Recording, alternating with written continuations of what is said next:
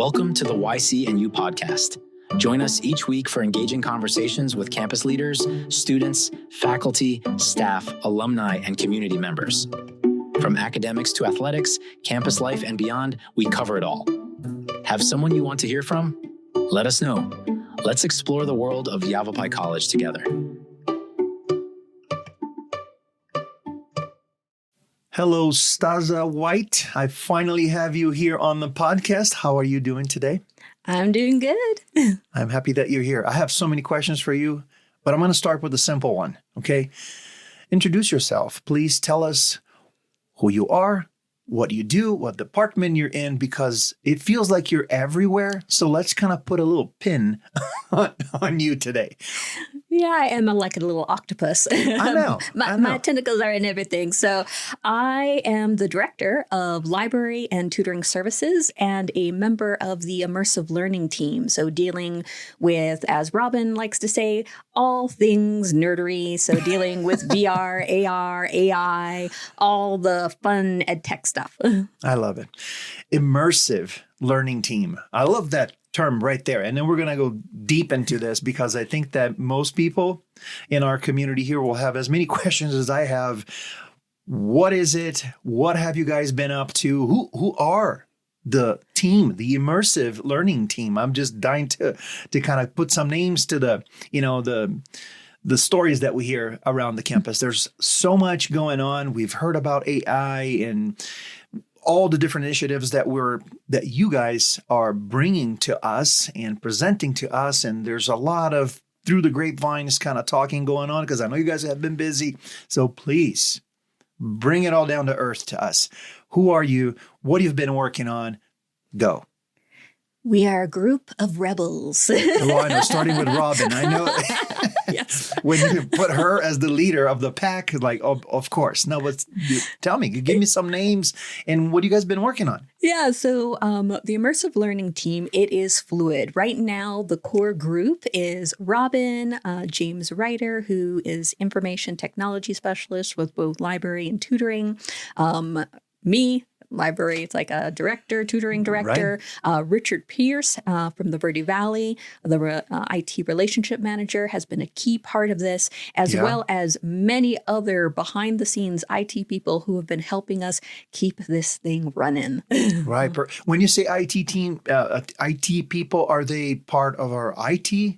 Yes. Folks? So really? Like Michael Quinlan, he's been instrumental in helping with the VR side of this. PK, it's like has been helping us with all the technology. Nick Rickman, it's like working with us for experimental classrooms, AV. We just reach out like the octopus and just tap different people who have different talents around because we never know of who has an interest in being part of this team of helping push the college forward when it comes to innovation. Right. So obviously there's a heavy load of technology in all this, and I can imagine that the IT folks are very helpful in that way because they've had their hands on technology for quite some time. But you and your team, you guys are the explorers. You're like the Indiana Jones of, new technologies and AI and all of that. Just spell it out for us. What do these technologies look like that you guys have been researching and presenting to us? And give us some examples so that we kind of understand where are we with all this and where can it be found? Yeah. Let's start with AI because that one it just impacts not only students, faculty, but staff. It impacts right now just the way that we live as generative AI is finding little spots in our life to touch. So right now, we've actually just completed a pilot of Sophie. Sophie is an AI tutor that I made. Her name stands for strategic, organized, precise, helpful, informative, and engaged.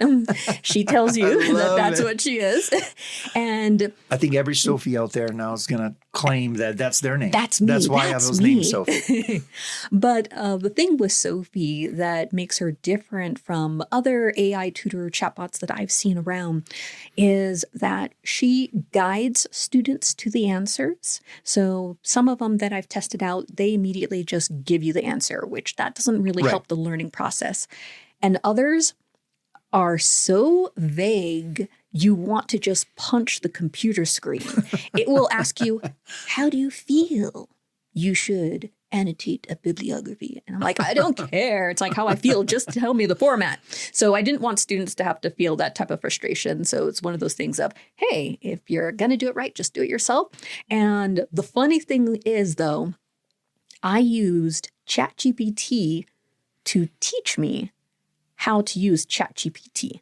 Wow. Yeah. In order to create Sophie. So she was in some English classes this past spring, also some math classes.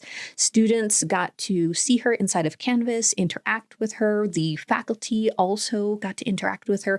One of the faculty members actually stopped me in the hallway and said, Sophie actually helped me with a math problem. Right. Wow. Yeah. And so she's meant to fill a gap because we know that students, they have such busy lives. They are working, they're in classes. Some of them have children, and some of them, they're working on their papers at 2 a.m. in the morning. Right. And we do not have a tutor available at 2 a.m. in the morning. There you go. So that's where Sophie can fill in that gap. But also, one of the key things that makes her different from other AI tutors is she points students to YC resources.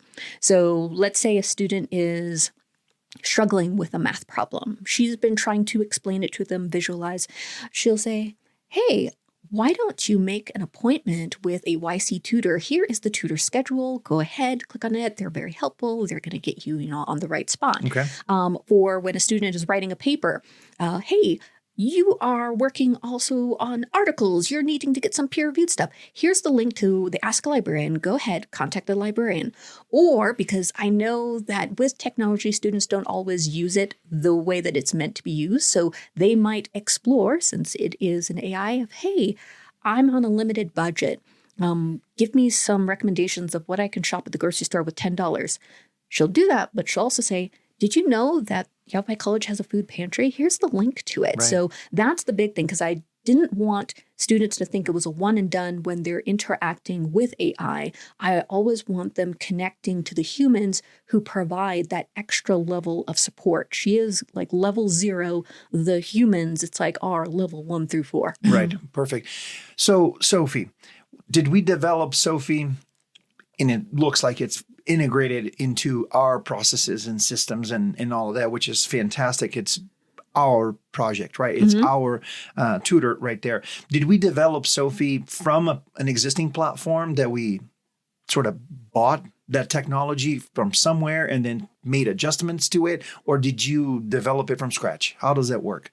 So I created Sophie's directive. So the way that when you're working with generative AI, you can give it a prompt. You can say, hey, play this role, or I want you to pretend to be XYZ.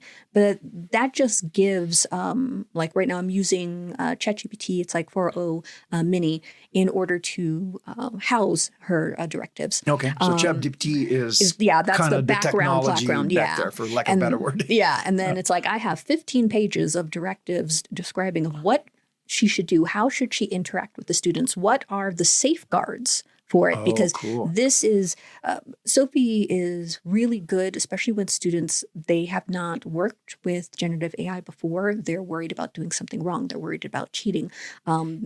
They're just worried about it in general. So Sophie has those safeguards on her to prevent students from veering outside of the path. So think of it like training wheels, right? On it, getting them going, and then providing those good practices so that when they are using a more open product, let's say later on when they leave the college, or if they decide to buy their own personal one, that they'll understand how it works. Okay. So Sophie now, it has been incorporated into our tutoring services. Is that part of it? Or is this like an opt-in type of thing, or it's officially part of the services that we offer through tutoring? Right now, she's still in the pilot stage because I'm wanting to make sure that everything goes well. So in order to have Sophie inside of a class, the faculty member fills out a form, and I walk them through the process of what is the AI literacy to share with students before they interact with her, a pre-survey so that we can get data, because data is always important. Right. And then Sophie is embedded inside of their Canvas class. So right now, the only way for students to access Sophie is if their faculty member has opted in as part of the pilot and they can access her through the Canvas class. But I'm hoping to have it wider scale implementation come spring. That's super cool. Let's talk a little bit about adoption and maybe some stories of students that have used it and benefited from it. Let's make it real, right? Because the first thing that comes to mind at times, especially with these new technologies, like, yeah, sure, but that's like a minority of people are using that. That's not a full reality yet. It hasn't replaced what we do. There's a lot of that scarcity type of commentary around AI nowadays, right? Where are we with that? Is it like do we have examples of students already using this? Has it been implemented by faculty? How many, classes are using this? Just give us a picture of that. Where are we today with that? Yeah, so AI usage varies depending on the class. Faculty, they get to choose which YC AI statement is going to be applied to the class. We are reviewing it right now in the instruction committee to see about changing the language in order to make it clearer for students. Some faculty choose a no generative AI, which just applies to submitted work. So this doesn't mean that the student can't use it to learn more about a topic, to practice for exams and such. And then others have varying levels of it. In tutoring services, I used to be the only one who knew about AI, so I'd have students sharking me. Do you know sharking? No. Okay, so I would be in my office, the door was closed because I would be in a meeting.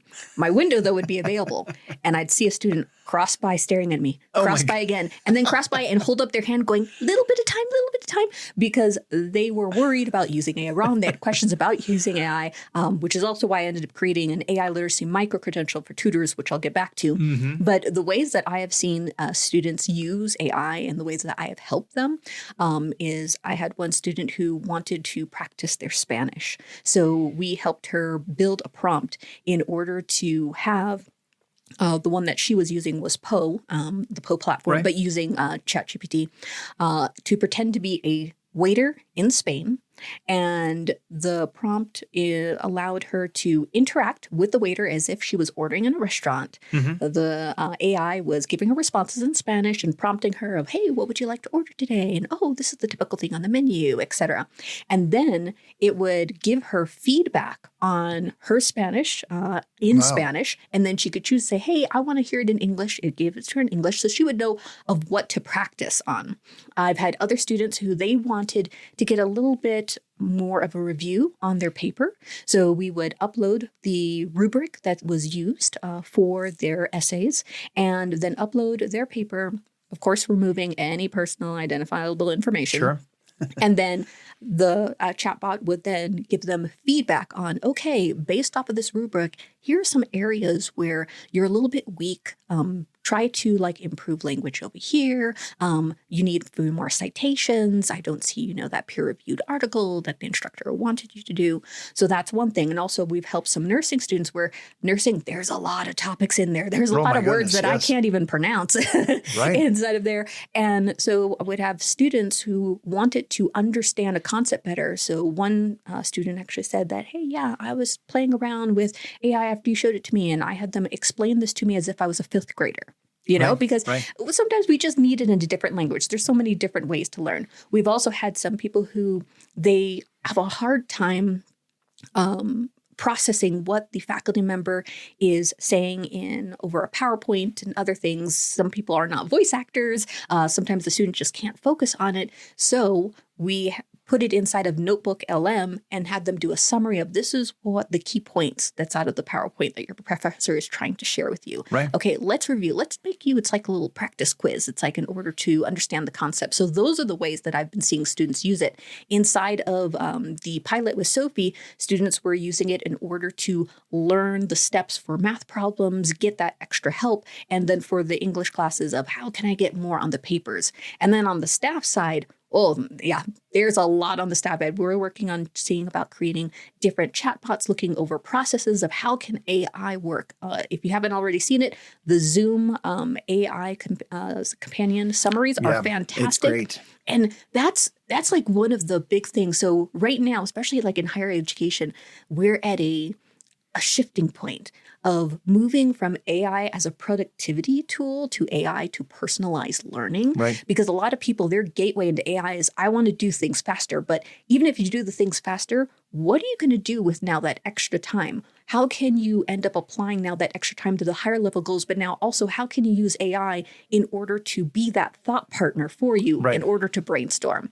So those are the kinds of things that I'm seeing students use it. And right now, the tutors are going through an AI literacy micro-credential I created, because I can't be the only one who knows this in tutoring services. I can't have the students sharking me. So they're all going through the process, and I'm seeing the difference as they are now using generative AI in order to strengthen their skills, as they are being aware of tools in order to help students tackle some of the difficulties that they are encountering with the learning process. It has been fantastic to see. I love it. And I like to put the whole conversation into a framework, because I that's how my brain works sometimes. Like, I love how this effort is focused on AI technologies to support the tutoring services, like that learning technology that we're offering our students, which is fantastic. It goes right in the opposite direction of all that we were afraid of in the beginning, that AI would replace the work that the students are doing, right?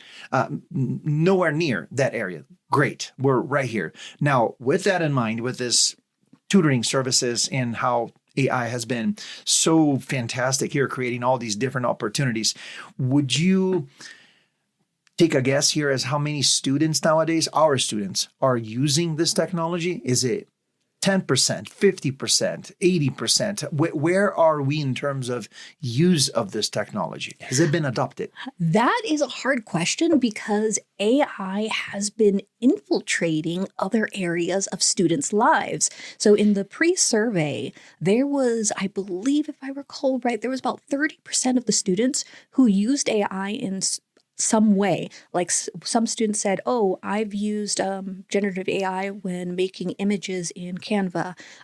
Someone said that there was an AI feature it was either Snapchat or TikTok. I couldn't remember which one. So it's in different parts of life, but it's just like the internet. So, and it's something that we have to really be careful about, because some of the narratives that I'm hearing is, well, students already know about generative AI, so we don't have to teach them, about it. But that's the same thing that happened when the internet came around, like, really popularized, and Google. Like, students know how to Google. Based off of the library instructions that we have conducted in the past, no. Students don't necessarily know how to Google. They may know how to put some text in, but they don't really know how to really harness the power of it. And that's where it is so important that as we are in higher education, for us to give them AI literacy while they are here, because it is going to be out there in the world. They're going to experience it. They may not even know that they are using generative AI in there. And we need to be able to give them tools to be able to, do you know how to evaluate this? Do you know how to choose the right platform for this task? Are you aware how to really do prompt engineering in order to do that project in the workplace, when you go out there. So right now it's still a little bit nebulous. We are looking at creating different surveys out in order to really get a feel for what are the different ways that students are using AI, but also what are the different ways that faculty and staff are using AI. Because here at the college, we like to do the, hey,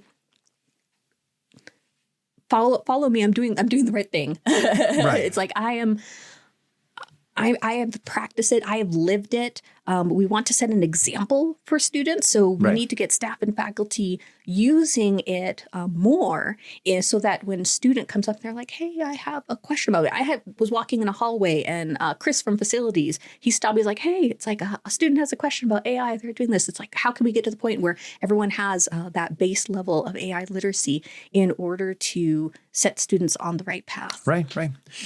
Like if we are tracking the hours of our tutors, their services, and how many students they approached, that is probably a way that we've been tracking how much they've been procured, how much they've been able to service our students, because they kind of track that. And you could even kind of run some type of survey with our tutors and ask them, what are some of the main questions you're being asked, topics that you have had to support our students in their learning process, and this and that. So there's a lot of statistics that can come out of that can then help us better serve our students with more tutoring or more specialized tutoring, or in, more subject related tutoring or things like that. Yeah. Are we going to be able to do that with Sophie, for instance? Are we going to be able to tap into Sophie's database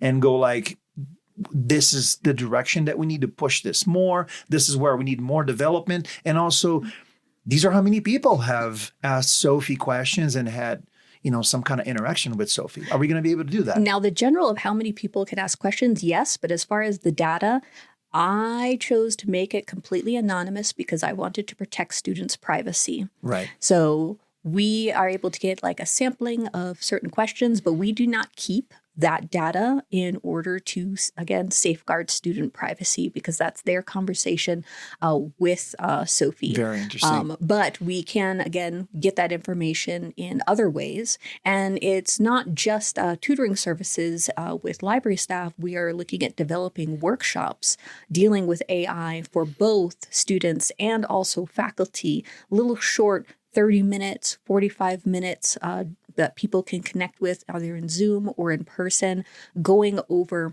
practical ways. Because the problem is there are so many AI tools out there. It would be just overwhelming to figure out which one I should go to. But if you have the foundational skills how to use it, and also if you understand the way that AI works, how the information is being used as you're putting stuff in there, which is why we really stress do not put any personal identifiable information inside of these chatbots, because in essence, just like the internet, it's like you are the product. Right. It's like they're getting nothing for free. Yeah, you don't control that data. Yeah, but we're trying to figure out how can we move forward. When I presented on Sophie at the NISOD International Teaching and Learning Conference, one of the things that I saw was that Yavapai College is ahead of the game compared to a lot of institutes, just because we actually have a strategic priority at the college of AI and VR, where we have a goal of 80% of our staff having a certain level of AI literacy, which then ends up tying into the students. And not a lot of institutes have it as a strategic priority. They know, oh, we're going to do AI, or we know that AI is there. Let's put all of these no statements connected with AI. And then we're not really going to put the resources and time towards increasing the knowledge of AI for all of our groups. But the college has it as a strategic priority. In that topic there, do we know where other community colleges are as far as their AI implementations and technology for education? And is there a thing as a group, an immersive learning, all community colleges group out there that we're sort of bouncing ideas, or we're kind of literally, blazing this trail for the rest of the college? Because it sounds like we're way ahead of the game, but are we exchanging some, secrets of the trade here with other colleges, or? Right now, it is a grassroots effort, but I wish I could remember the name. I just sent it over to Robin, where Arizona is creating an AI coalition, so to speak, in order to address some of these bigger issues. You might have seen where Utah and Ohio, it's they're really pushing for AI and student access to it. Right. But how are we going to be able to guide it? And EDUCAUSE released a report that we're still reviewing, which which does have an AI and education component to it on where we are, how are students using, what is the comfort level. I mean, even with the pre-survey and post-survey, it's like for Sophie, we saw a difference, and we are sharing that information. Richard Pierce and I are working on actually writing a paper on it to show of how students' comfort levels ended up increasing with AI and how they felt that they could actually tackle on some of the projects with more confidence, knowing that they had a thought partner in order to reach out to at those odd hours. Yeah, right. Yeah, well, definitely lots happening and fast, I'm sure. But let's kind of reel back the conversation just a tad here, because I know that tutoring services and Sophie is not the only thing you guys have been working on. So let's go back a little bit and then tell me more about what the immersive learning group has been working on and implemented around campus. Yeah, so VR is also a big part of this. We are virtual reality. Yes, it's like acronyms. Another scary name that we had to put in 2 letters so that people get confused. VR. Yes. Okay, that's we're talking about goggles. We're talking about augmented and virtual reality scenarios, which is another term there, augmented reality. And then people get confused with both, right? So yes. Differentiate the two for us, or put the two together for us, and then tell us what you've been working on.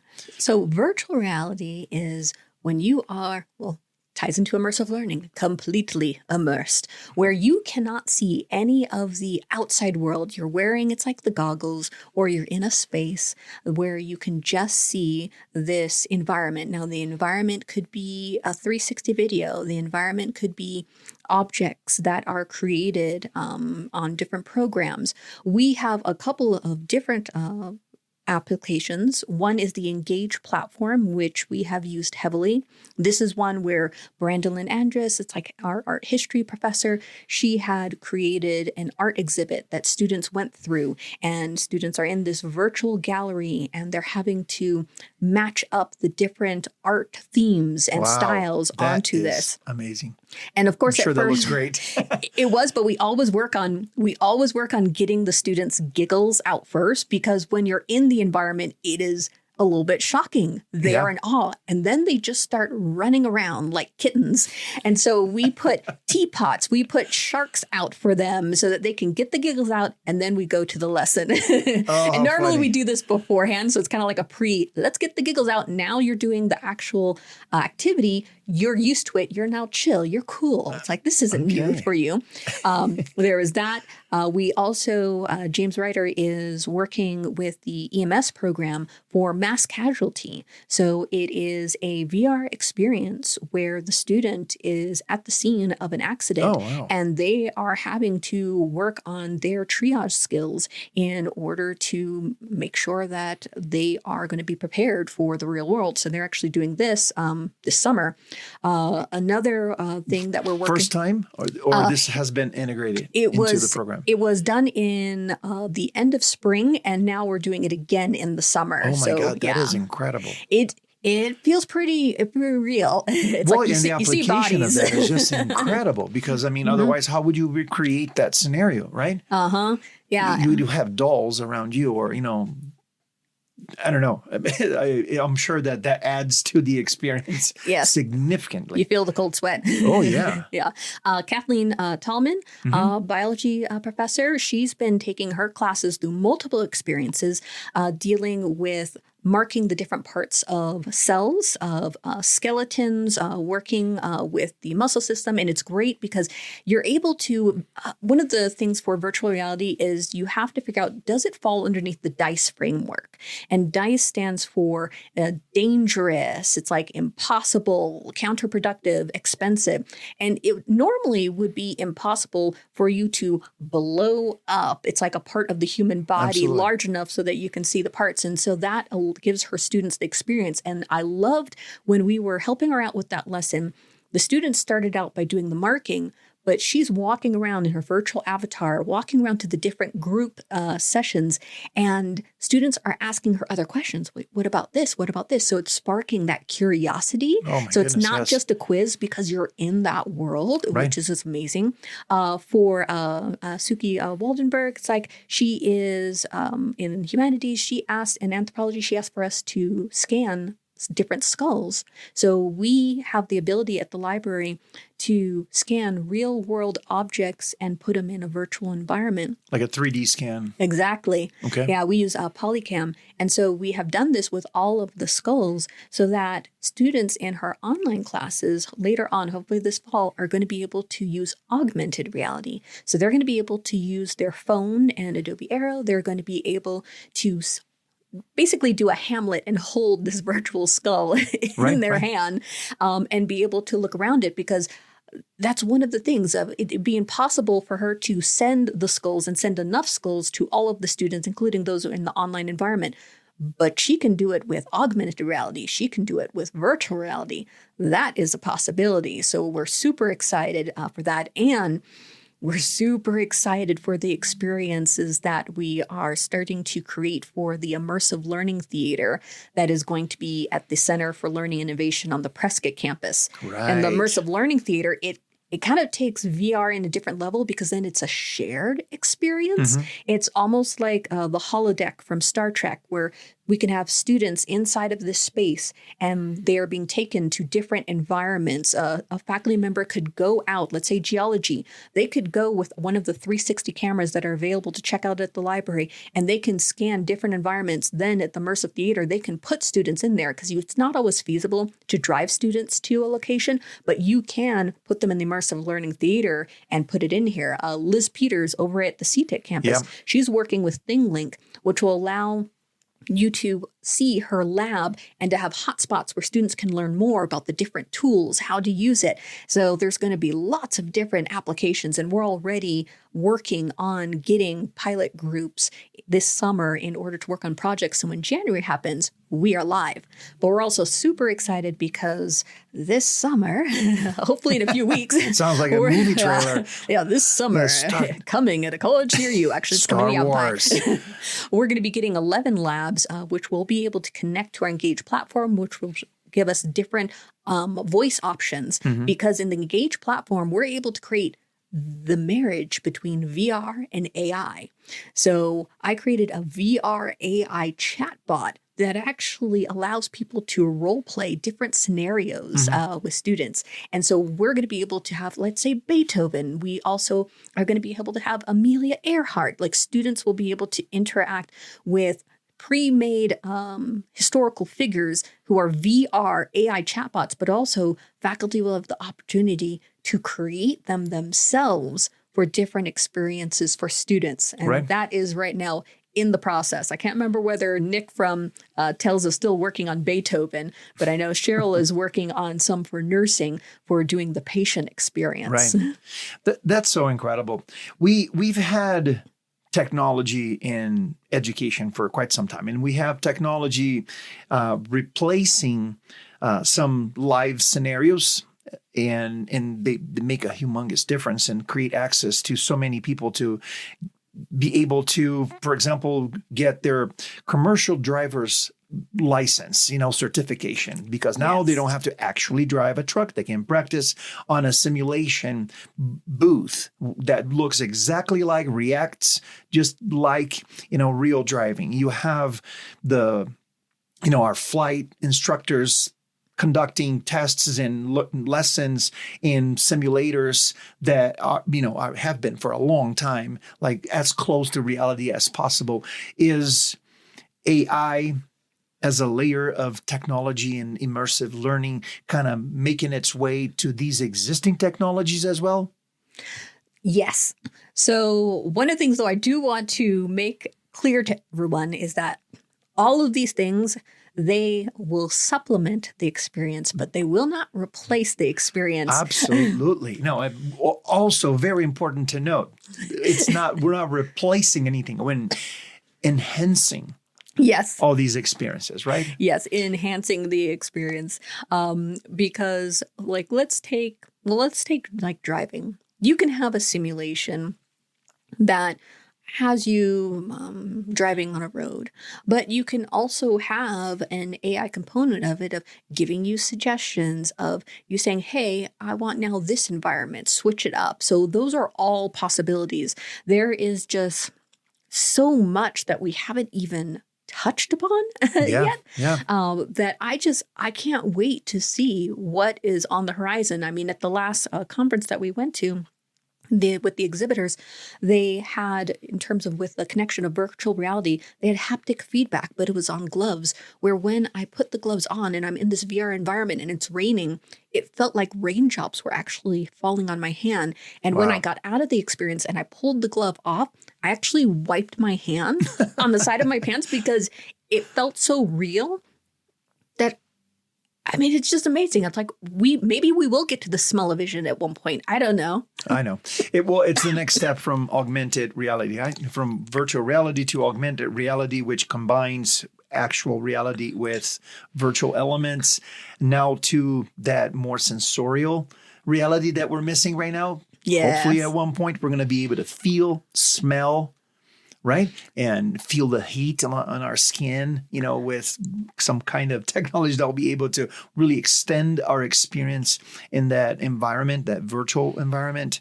This is incredible. And all of this is happening right now, right? Like we have all these classes, and you mentioned like 5 different professors, faculty that have already been utilizing the technology that you guys have been implementing and bringing to the table here as, again, a way to enhance how we teach, enhance how we support our students. How is all this being not accepted is not the word, embraced by our faculty too? Because I know that initially there was a lot of resistance, as there's always, any new way of doing anything faces a lot of initial skepticism. Let's call it that, skepticism, right? How are we now with this? Where are we now with embracing all these new technologies and sort of making it part of our daily world, daily activities here at Yavapai College? Yeah, that's a good question. I feel it depends on the subject area and department of where that person is working. Right. Because in some cases, virtual reality, it doesn't fall underneath the DICE framework. So even though, it would be something shiny, is it actually helping with the learning outcome? So we always look at it as, how can we implement this strategically? Right. It's not just put the shiny in for the shiny. Overall, I can give feedback based off of the Summer Institute. So we had, it was 2 Summer Institutes ago, Rob and I, we presented an AI panel with faculty. And one of the things that I got out of that is that there isn't so much, it's like, I'm not speaking for everyone, just that experience. There isn't so much a pushback against the technology. It's just a desire to learn more about it before putting it in the environment for students, because they care about the student experience for it. So right now, I feel we are still in the learning stage, like everyone is, I feel, in education and in the world, where what is AI going to do next? But again, since it is part of the strategic priority of the college, we know that we need to move in that direction. And so far, all of the conversations, whenever Robin and I have met with different departments, we have not had anyone leave going, no, this is not going to happen. People would leave going, I never thought about using it for this way, or, oh, that cleared up, because it's all about sharing of information. Because right now there's just so much misinformation out there about what generative AI. I had one where a student told me I can only use generative AI. They didn't say generative, they just said AI. I can use AI at the college because my parents don't want me using it on the home computer because they're worried it's going to steal our credit card information. So it's beyond just teaching. It's like students, it's like of what it can do, staff and faculty. It reaches out to the community. I mean, Robin, she has done some classes for the K through 12s. But again, if students are going home and their parents are saying, you can't use generative AI on our computers because we don't know about it. It speaks to just, again, the misinformation that it's out there in the world in general about what generative AI can do. So I do feel that as a whole, the staff and faculty, it's like at Yavapai College, that we want to move forward. We're just trying to figure out our different paths. And that's where Robin and I are just zooming around. And I know it's like some of the other instructional designers and TELs are having conversations in order to clear up the clouds from that misinformation. Yeah, no, absolutely. And I think misinformation in general comes from the lack of information, right? We don't know what we don't know. So we make up stuff because out of fear, just like, I don't know what this is, but I don't like it. You know, you hear that all the time. I don't know what it is, but I don't like this. And I feel like with AI, artificial intelligence and technology in general, that's always been the initial response, right? I don't know what it is, but I don't like it. It scares me. I think there's too many movies out there that made it very scary for everyone, you know, Terminator being one of them. And I feel like we're still, you know, under the influence of all these bad, scary movies about technology and artificial technology and all that. Let me actually tell you, just because of the misinformation. So about 3 weeks ago, I had a staff person approach me. They're like, hey, I know we're supposed to learn about AI. I don't know how to use it. I think it might help me with this, but I don't know how. This was, if you've ever had to rewrite a policy, right, it can be a little bit daunting. And they were needing to rewrite a policy following certain guidelines, certain formats. But it was taking a long time because they were having to bounce between lots of different people, and having to edit something that's so heavy can just be a bit much. So brought up ChatGPT. I showed him, hey, this is how you can do it. Let's upload. It's like the guidelines policy. Let's go through it. Okay, now it spat out a gorgeous policy. It's like, now you guys can review this one pager, because it's always easier to edit than create. But it was like a light bulb went off. And he said, I can't believe that it did it that fast. And now I can actually work on other things. But it was his aha moment. Right. And then he started testing it out in other things. So clearing out just like the information of making it not as scary. And again, there was a willingness, there just wasn't the how do I do this? And so many people, they just start, again, grabbing all the different AI platforms of like, I don't know what to do. I've tried this, I've tried this, I've tried this. But with AI, it should be a problem first scenario. So write down, it's like all of your problems. It's like, what are your biggest headaches? What are the things that are things? Pop it into ChatGPT or Claude or whatever and say, hey, given these issues, what can AI help me with? And it'll give an idea for you. Like, it helped me. It actually became my personalized learning tool. And it taught me how to use Power Automate in order to save time with this. But it's about starting with a problem, because then it ends up, you end up seeing the results, and then you're like, okay, this is cool. Now I want to do more. I love it. Well, let's get to that part of the conversation now where we create a door to people to ask you questions directly, because I've had a lot of questions here, and thank you for answering all of them. I mean, I'm always amazed at how much you guys have been able to do in such a small little time. I remember having this same conversation with Robin not 6 months ago, maybe. And you know, we were in the beginning of so many things. And today you just kind of shared with us here, like what has been implemented. That's an actual reality out there, that students are using this technology, staff and faculty embracing it. And this is awesome. And I know this is an ever evolving type of, topic. So we're going to have to kind of keep having you guys back here and get updates now on a monthly basis, maybe, because there's too much going on. But if people want to know more about this, want to connect with you, faculty that is interested in, you know what, I feel like I need to talk to Ustadza about this and get on board with this, where do they find information? How do they find you? And what's the process now for more faculty or students too, to have access to all this information and get help? Yeah, so it's on a couple different pages, but there's a new one that I want to promote, which is yc.edu/AI.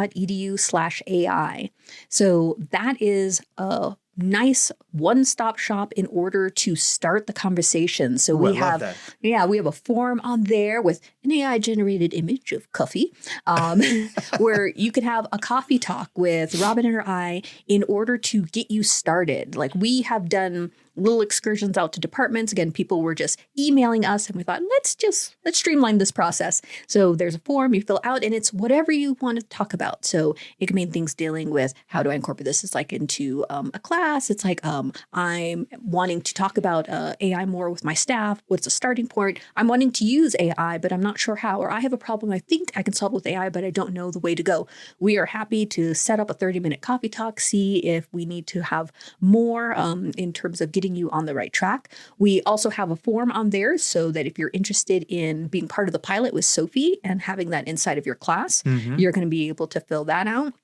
And also, we have a section where you can contact the teaching and e-learning department, so TELS, in order to really do a deep dive of AI connected to your learning outcomes for your classes. And that's an amazing website. I really hope that people end up using and going in. But also, you can find us on the CLI website. So the Center of Learning Innovation now has a website of yc.edu/CLI, and that's where you can reach Robin, me, Thatcher, so many people dealing with micro-credentials, immersive learning. It's a one-stop shop for all of that, which includes a direct link to the AI website. Wow. So let's repeat those URLs here again. yc.edu/AI. And then the next one? yc.edu/CLI. CLI. Perfect. That's great.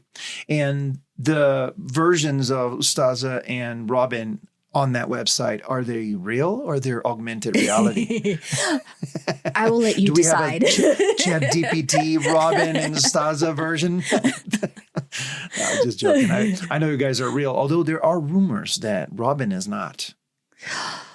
Well, you can always run up and give her a poke on the shoulder. Are you real? Yeah. Are you real? Is she going to go all fuzzy if you poke her? Like, oh, no, it's, what is it called? The image that forms in front of you? Another technology. Oh, yeah, the hologram. Hologram. Is she a hologram? No, she is real.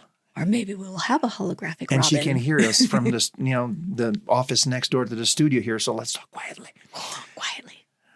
Ustadza, I just love having you here. This was so fun. I really appreciate all your information. You're so inspiring in a way that you present all this stuff too. So another reason why people should absolutely talk to you if they have any questions about all this is because you not only make it clear, but you also show us that enthusiasm that you have for all of this. So thank you for doing it that way. Oh, thank you for having me. Really appreciate it. And again, I'll have to have you back here on the podcast sometime really soon because I know there's a lot going on. But anything else that we might have missed here? Otherwise, we'll call it a wrap. Let's call it a wrap. Just gonna say, reach out to me, reach out to me, reach out to me. You heard it, people. Reach out to Ustadza. Thank you for tuning in to the YCNU podcast. We hope you enjoyed our conversation today. Don't forget to follow and subscribe wherever you get your podcasts so you never miss an episode. Got someone in mind for our next chat? Reach out and let us know. Until next time, keep exploring and we'll see you next week.